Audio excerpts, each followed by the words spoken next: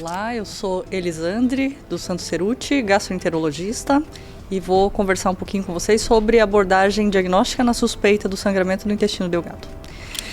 Então, a definição que a gente tinha anteriormente está se transformando de sangramento de origem obscura seria um sangramento de uma origem desconhecida que persiste ou recorre depois de uma investigação inicial endoscópica por endoscopia alta e baixa.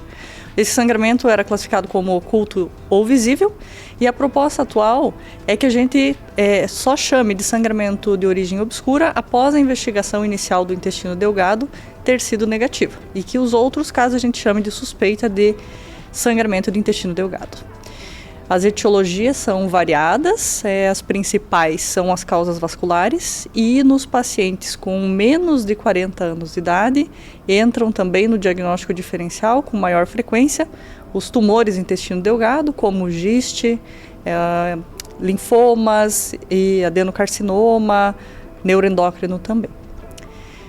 Há vários métodos diagnósticos para abordagem do sangramento de intestino delgado, e a gente vai conversar um pouquinho sobre cada um deles. Então, a pergunta inicial que se faz é se a endoscopia e a colonoscopia devem ser repetidas. Isso vai depender bastante da qualidade inicial do exame, se foi um exame completo e com bom preparo. A gente sabe que 10 a 25% dos casos podem não detectar inicialmente nos exames endoscópicos iniciais a lesão, tanto por falha técnica ou por parada do sangramento. Algumas sociedades recomendam repetir essa endoscopia e colonoscopia inicial, principalmente em pacientes que usam anti-inflamatório ou têm sangramentos visíveis. A Sociedade Europeia não recomenda, porém essa recomendação tem um baixo nível de evidência, e eles recomendam que, se não procedendo à reavaliação endoscópica, seja feita como escolha a cápsula endoscópica, mas incluindo a avaliação das imagens adquiridas no estômago e no cólon. A cápsula endoscópica, então, seria a primeira escolha para a investigação do sangramento do intestino delgado, tanto no sangramento oculto quanto no visível, de preferência nas primeiras 48 horas do sangramento visível, para aumentar a taxa de detecção.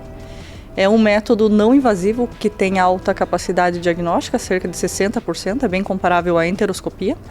E ela pode guiar a via de acesso inicial da enteroscopia e identificar melhor as lesões vasculares do que a enteroscopia, porque não tem a insuflação durante o exame, então não colabaria capilares menores. Como limitações, ela não permite abordagem terapêutica, pode perder lesões no intestino delgado proximal por conta de trânsito rápido no local, e tem um índice de cerca de 19% de falso negativos para lesões protusas e tumores. Se a cápsula endoscópica for negativa, a taxa de ressangramento permite que se considere um tratamento conservador, e se o paciente não recorrer, seja interrompida a investigação. A enteroscopia, em todas as suas modalidades, tem uma capacidade então diagnóstica semelhante à cápsula endoscópica, exceto a push-enteroscopia, e é um método considerado complementar à cápsula, principalmente porque tem a possibilidade terapêutica, e com a cápsula endoscópica indicando onde está localizada a lesão para abordagem, vai ser mais fácil definir se a rota será via oral ou retal. Pode ser a primeira escolha para pacientes que têm anatomia alterada, como submetidos a bypass, e na sua modalidade intraoperatória ela é a última escolha, reservada para pacientes que têm múltiplas internações, transfusões, em que as outras modalidades foram inefetivas no diagnóstico por conta de alta morbidade. A enteroscopia com duplo balão, ela tem baixa taxa de complicações, que sobe um pouco para quando é intervenção terapêutica. A enterotomografia multifásica é outra modalidade para investigação, e envolve a tomada de um contraste negativo oral ou via sonda, associado a um contraste endovenoso com a aquisição de imagens em fase arterial e entérica, tendo um rendimento de cerca de 34% a 40% para o diagnóstico, e ela pode ser a primeira escolha na abordagem do sangramento do intestino delgado, principalmente em pacientes que têm suspeita de doença inflamatória intestinal ou estenoses. No caso de suspeitas de neoplasia, como a cápsula endoscópica também pode perder essas lesões, ela pode ser empregada, sendo então para esse finalidade mais sensível que a cápsula endoscópica e a tomo convencional. Se a cápsula endoscópica for negativa, a realização da enterotomografia pode acrescentar positividade de achados em 50% a 57% dos casos. Não há evidências suficientes ainda para recomendar a enterorressonância em substituição à enterotomografia para a investigação do sangramento do intestino delgado, mas ela pode ser considerada principalmente em pacientes menores de 40 anos com o intuito de poupar a exposição à radiação. A angiotomografia difere da enterotomografia, porque não há o contraste negativo oral, e é realizada então uma injeção rápida de contraste com opacificação nas fases arterial e venosa. O diagnóstico do sangramento se baseia na detecção de extravasamento de contraste para a luz intestinal, e isso requer um fluxo de sangramento ativo no momento da injeção do contraste de cerca de 0,3 ml por minuto, pelo menos. Então, o exame, se não houver o sangramento naquele momento, o exame pode ser negativo. Ela pode ser a primeira escolha naqueles pacientes que estão estáveis e com sangramento ativo volumoso. A cintilografia com hemácias marcadas também é um método diagnóstico possível. Ela tem melhor rendimento na hemorragia visível de baixo débito, intermitente, ou quando há incerteza sobre o sangramento naquele momento. Isso ocorre porque a taxa que detecta, o fluxo que detecta é de 0,1 a 0,4 ml por minuto, e a meia-vida do tecnécio é de 24 horas, permitindo que sejam feitas imagens sequenciais caso não seja detectada a topografia do sangramento na primeira aquisição de imagem.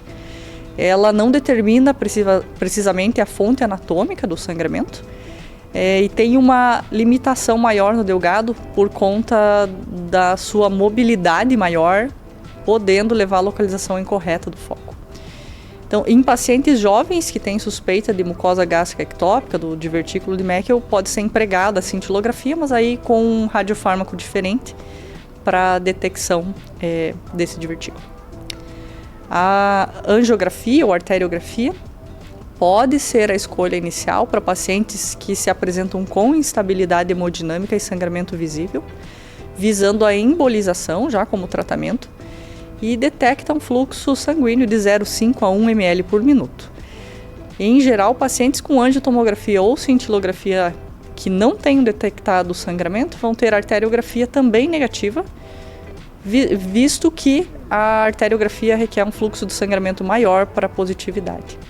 Então, não é um exame útil no sangramento oculto e de baixo volume. Como complicações, no local de punção, a insuficiência renal pelo contraste, dissecção arterial, vasoespasmo e isquemia pós-embolização. Esse fluxograma é dos guidelines o mais atual, e ele aponta a importância da cápsula endoscópica como exame de primeira escolha, tanto no sangramento visível quanto oculto, na suspeita do sangramento do intestino delgado visível e oculto, colocando também a enteroscopia como escolha possivelmente inicial em alguns casos.